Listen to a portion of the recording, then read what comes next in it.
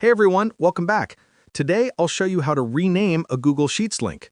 By the end of this tutorial, you'll know how to make your shared links look cleaner and more professional. First, copy your Google Sheets link from the browser and paste it into any cell in your spreadsheet. Google Sheets will automatically turn it into a clickable hyperlink, but it will show the long URL by default. Click on the link in the cell. You'll see a small pop-up, usually at the bottom right of the cell.